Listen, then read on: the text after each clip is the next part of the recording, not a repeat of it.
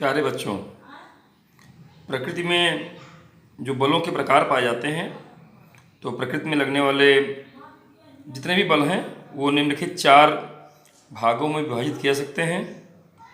पहला है गुरुत्वाकर्षण बल, ग्रेविटेशनल फोर्स। दूसरा है वैद्युत चुंबकीय बल, इलेक्ट्रोमैग्नेटिक फोर्स। तीसरा है प्रबल नाभिकीय बल, स्ट्रॉन्ग न्यूक्लियर फोर्स। और चौथा जो प्रकार है वो है क्षीण या दुर्बल नाभिकीय बल, वीक न्यूक्लियर फोर्स। ये प्रकृति में पाए जाने वाले जो बल हैं वो डिटेल में इनके बारे में हम लोग यहाँ समझेंगे। आपके भौतिक जगत तथा मापन ये जो पहली यूनिट है उसमें यह एक महत्वपूर्ण हेडिंग है जिसके बारे में हम लोग आगे जान रहे हैं। सबसे पहले हम लोग गुरुत्वाकर्षण बल, जो प्रकृति में पाए जाने वाले बलों का पहला प्रकार है, ग्रेविटेशनल फोर्स, उसके बारे में जानेंगे। ब्रह्मांड के कोई दो द्रव्यात्मक पिंड, जिसमें द्रव्य हो, मास हो, अन्य दूसरे पिंड को आकर्षित करता है, इसे गुरुत्वाकर्षण बल कहते हैं। आपने न्यूटन के सेब को जमीन पर पृथ्वी की तरफ गिरते हुए प्रयोग को जाना है, समझा है। और सेब पृथ्वी पर इसीलिए गिरा क्योंकि उनके मध्य गुरुत्वाकर्षण बल है। उनका सोचना यही नहीं खत्म हुआ, उन्होंने यह भी सोचा कि पृथ्वी, सूर्य और अन्य जो भी नक्षत्र आदि हैं वो इन्हीं बलों के कारण ही आपस में इस प्रकार से संतुलन बनाए रखते हैं।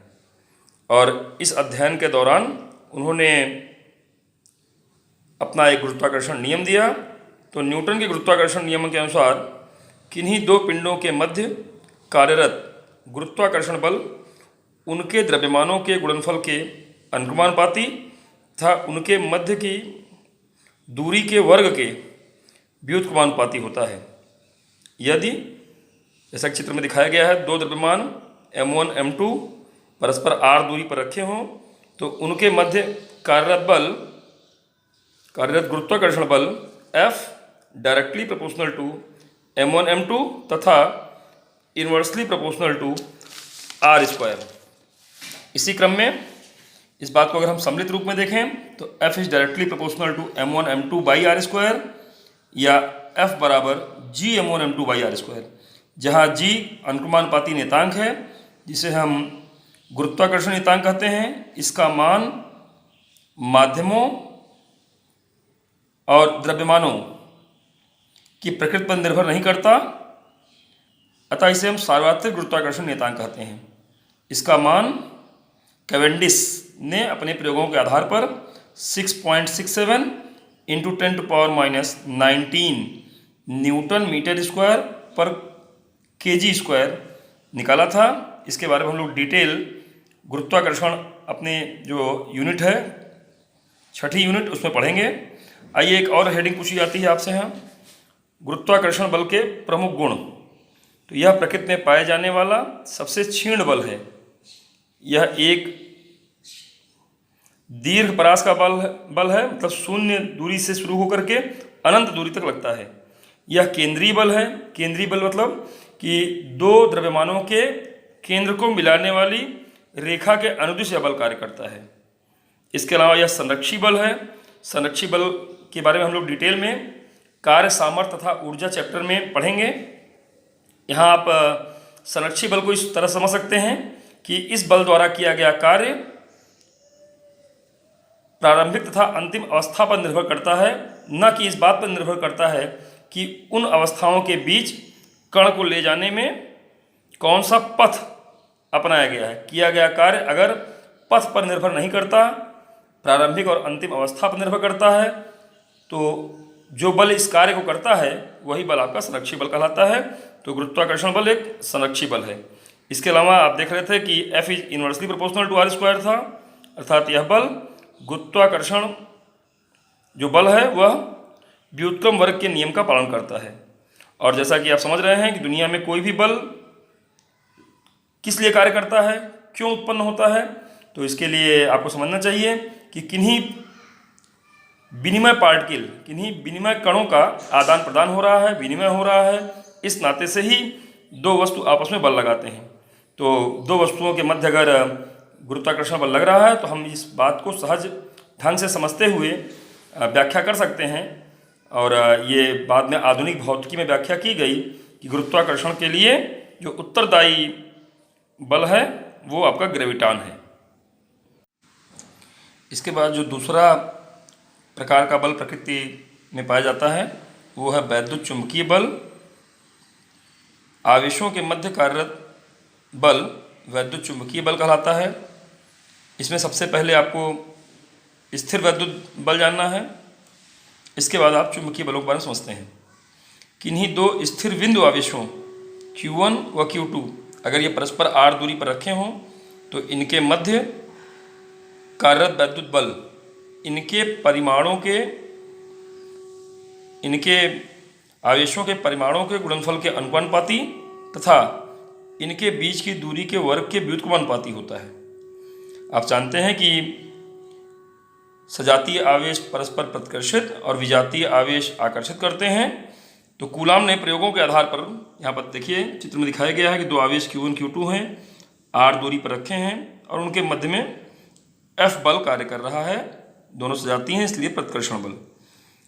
कूलाम के नियमानुसार F is directly proportional to Q1 Q2 inversely proportional to r square. सम्मिलित रूप में F directly proportional to Q1 Q2 by r square. यहाँ एक अनुक्रमानुपाती नियतांक K है, इसे कूलाम नियतांक कहते हैं। इसका मान आवेशों के मध्य माध्यम की प्रकृति पर निर्भर करता है। ये बात आपके ध्यान में रहना चाहिए।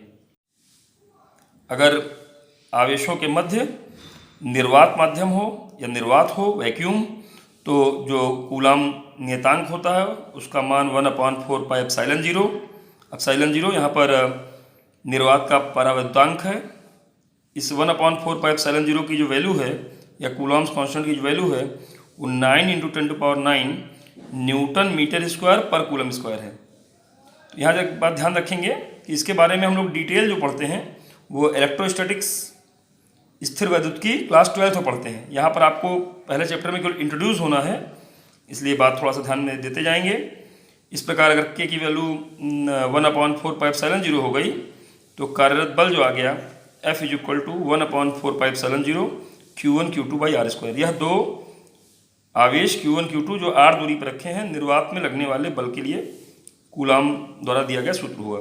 इसी प्रकार अगर आवेशों के मध्य कोई परावैद्युत माध्यम है तो जो परावैद्युत माध्यम में कूलाम नियतांक की वैल्यू है 1/4 पाई एप्सिलॉन 0 K, ये हो जाएगा जिसकी value 9 × 10⁹ by K newton metre square पर कूलम स्क्वायर आएगा, जहाँ K माध्यम का परावैद्युतांक है, अर्थात जो माध्यम के में रखे गए आवेशों के मध्य लगने वाले बल को निर्धारित करता है। इस प्रकार माध्यम में रखे आवेशों के मध्य बल F dash that is 1/4 pi epsilon 0 K Q1 Q2 by r square. अगर आवेश गतिशील हो जाएं तो चुंबकीय क्षेत्र उत्पन्न करते हैं और किसी चुंबकीय क्षेत्र में गतिशील आवेशों पर बल आरोपित होता है। इस प्रकार गतिशील आवेशों के मध्य चुंबकीय क्षेत्र उत्पन्न भी हो रहा है और इन पर बल भी लग रहा है, अर्थात वैद्युत बल के अलावा एक चुंबकीय बल लग गया, अर्थात वैद्युत चुंबकीय बल कार्य करता है। अब हम बताएंगे आपको वैद्युत चुंबकीय बल के गुण क्या हैं। तो वैद्युत चुंबकीय बल भी केंद्रीय बल है, अर्थात दोनों आवेशों के केंद्र को मिलाने वाली रेखा के अनुदिश लगता है। संरक्षी बल है, अर्थात इसके द्वारा किया गया कार्य पथ पर निर्भर नहीं करता। दीर्घ परासी है, शून्य से अनंत दूरी तक के बीच कार्य करता है। व्युत्क्रम अनुपात के नियम का पालन करता है, F is inversely proportional to r square. और यह बल तभी कार्य होता है जब दोनों आवेशों के मध्य फोटानों का विनिमय होता है, अर्थात इस बल के लिए विनिमय कण के रूप में फोटान जाना जाता है। प्रकृति में पाए जाने वाला तीसरा जो बल का प्रकार है वह है प्रबल नाभिकीय बल। नाभिकीय बल नाभिक में उपस्थित प्रोटॉनों और न्यूट्रॉनों के मध्य कार्य करता है। यह तीव्र आकर्षण बल के रूप में होता है और यह वैद्युत बल का 100 से 100 गुना अधिक होता है। स्पष्ट है कि जब 100 गुना अधिक बल लग रहा है तो इस आकर्षण बल के कारण प्रोटॉन परस्पर बंधे हुए होते हैं, अर्थात वैद्युत बल के कारण नाभिक का अस्तित्व खत्म नहीं हो जाता है, नष्ट नहीं हो जाता है। प्रोटॉन दूर दूर नहीं जाते हैं, क्योंकि प्रबल नाभिकीय बल के कारण न्यूक्लियॉन्स अर्थात प्रोटॉन और न्यूट्रॉन बंधे हुए होते हैं। और यह चूंकि ध्यान दीजिए आवेशों की प्रकृति पर निर्भर नहीं करता है। नाभिकीय बल के जो गुण हैं तो ध्यान रखें कि प्रबल नाभिकीय बल लघु परास केवल 10⁻⁻15 मीटर नाभिक के आकार में ही कार्य करता है। अगर नाभिकों के न्यूक्लियॉन्स के बीच की दूरी, नाभिकीय कणों के बीच की दूरी इस परास से अधिक हो जाती है तो उनके मध्य यह बल कार्य नहीं करता है। दूसरी प्रकृति कि यह प्रबलतम बल है। 4 बल हैं: गुरुत्वाकर्षण, वैद्युत चुंबकीय बल, प्रबल नाभिकीय बल और क्षीण या दुर्बल नाभिकीय बल। तो सबसे स्ट्रांग जो बल है उसमें से प्रबलतम जो है वो आपका प्रबल नाभिकीय बल ही है। सबसे दुर्बल कौन सा था? सबसे दुर्बल गुरुत्वाकर्षण बल था। तीसरा, यह बल आवेशों की प्रकृति पर निर्भर नहीं करता, जैसे कि पूर्व में बताया गया है। Proton proton, proton neutron, neutron neutron, इन सबके बीच में समान रूप से बल कार्य करता है। और न यह केंद्रीय बल है न संरक्षी बल है, अर्थात नाभिकों के जो कण हैं ये न्यूक्लियॉन्स के केंद्र को मिलाने वाली लाइन के अलावा नहीं लगता, और इनके द्वारा किया गया जो कार्य होता है वो पथ पर निर्भर करता है। इस बात को भी ध्यान रखना है। और तीसरा, इसके लिए जो एक्सचेंज पार्टिकल है वो पाई मेसॉन है, अर्थात जब न्यूक्लियॉन्स के मध्य पाई मेसॉन का विनिमय होता है तो ये आपका प्रबल नाभिकीय बल उत्पन्न होता है। अब आपको हम प्रकृति में पाए जाने वाले चौथे प्रकार के बल, दुर्बल नाभिकीय बल के बारे में बताएंगे। तो इसका अस्तित्व रेडियो एक्टिव नाभिक में बीटा क्षय के दौरान, बीटा क्षय की घटना में ऊर्जा संरक्षण और संवेग संरक्षण की व्याख्या करने में किया जाता है। जब बीटा क्षय होता है तो उसमें नाभिक के अंदर का एक न्यूट्रॉन प्रोटॉन और इलेक्ट्रॉन में कन्वर्ट होता है, और यहाँ पर देखा जाता है कि न्यूट्रॉन और प्रोटॉन की ऊर्जा समान बनी रहती है, लेकिन बीटा पार्टिकल जो निकल रहा है, जो इलेक्ट्रॉन निकल रहा है, इसकी ऊर्जा कभी ज़्यादा और कभी कम होती है। अगर आप ध्यान दें तो यहाँ पर देखिए ये जो न्यूट्रॉन है और ये जो प्रोटॉन में बदल रहा है और एक बीटा पार्टिकल निकल रहा है, ये बीटा पार्टिकल कभी ज़्यादा एनर्जी का और कभी कम एनर्जी का होता है। तो इसकी व्याख्या, ये एनर्जी आ कहाँ रही है, जा कहाँ रही है, इसकी व्याख्या नहीं कर पा रहे थे। इसी तरह संवेग भी कभी ये क्लॉकवाइज रोटेट कर रहा था, कभी ये एंटी क्लॉकवाइज रोटेट कर रहा था। इसको समझाने के लिए एक अन्य पार्टिकल एंटी न्यूट्रिनो खोज हुई कि यह भी यहाँ पर उत्पन्न होता है, और इन दोनों के मध्य जो बल कार्य करता है वह दुर्बल नाभिकीय बल कहलाता है। इन बलों के कारण अगर बीटा पार्टिकल की ऊर्जा कम हो रही है तो एंटी न्यूट्रिनो की ऊर्जा ज़्यादा हो जाती है। इस प्रकार आपको समझना चाहिए कि बीटा क्षय में रेडियो एक्टिव नाभिक से एक न्यूट्रॉन परिवर्तित होकर प्रोटॉन, इलेक्ट्रॉन और एंटी न्यूट्रिनो में बदलता है। यहाँ पर बीटा पार्टिकल और एंटी न्यूट्रिनो के मध्य दुर्बल नाभिकीय बल कार्य करता है, जिससे ऊर्जा तथा संवेग संरक्षण को समझा जा सकता है। जब तक यह बल नहीं खोजा गया था, यह घटना ऊर्जा तथा संवेग संरक्षण के नियम का उल्लंघन कर रही थी। तो इस खोज के बाद बीटा पार्टिकल का क्षय भी उन घटनाओं का या कह सकते हैं कि आप संरक्षण नियमों का पालन करने लगा। दुर्बल नाभिकीय बल में लघु परास होता है, आवेशों की प्रकृति पर निर्भर नहीं करता है, और विनिमय पार्टिकल यहाँ पर आप देखेंगे बोसान होता है। इसके बाद gravitational force, weak nuclear force, strong nuclear force के जो रेशियोज हैं 1:10⁻25, 10⁻36 और 10⁻38 होते हैं। इस प्रकार न्यूक्लियर फोर्स सबसे स्ट्रॉन्ग, ग्रेविटेशनल फोर्स सबसे वीक होता है।